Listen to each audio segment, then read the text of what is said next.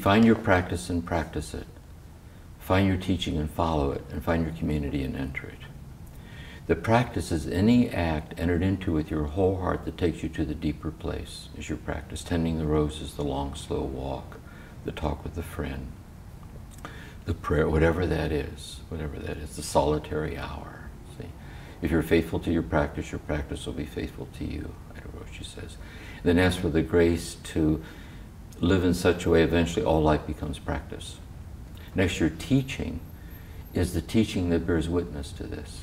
As soon as you hear it, you know that it's true. Zen Master Dogen says, find that person whose words awaken your heart with the desire for the great way, and forget everything else. That's your teacher.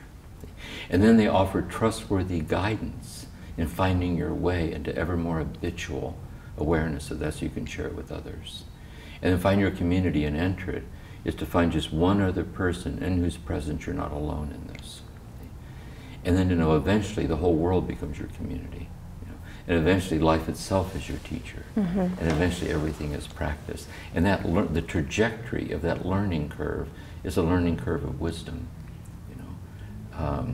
Like senility and enlightenment are in a race to the finish line. And can I wake up before the buzzer goes off?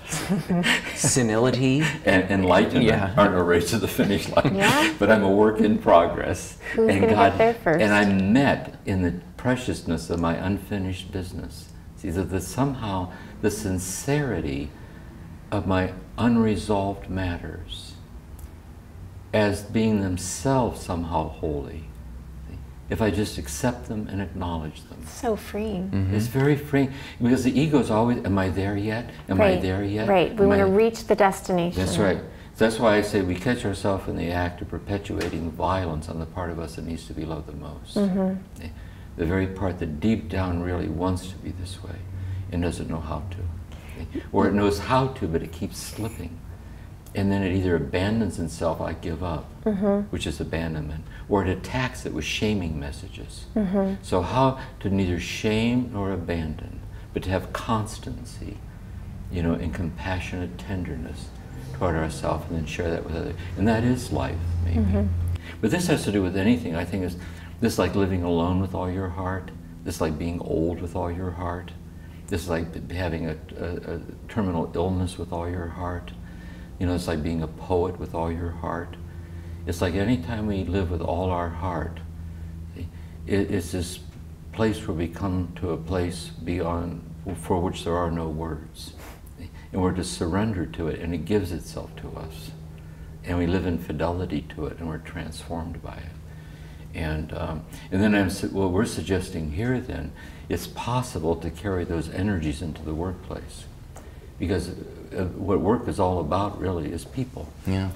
Not only possible, but necessary. We cannot abandon or separate work and personal life. We've got to bring them. St. Benedict says in his rule about ora et labora, to pray and to work, he said, if the monk doesn't want to work, don't let him eat. So work isn't some rude intrusion to your agenda of mystical union.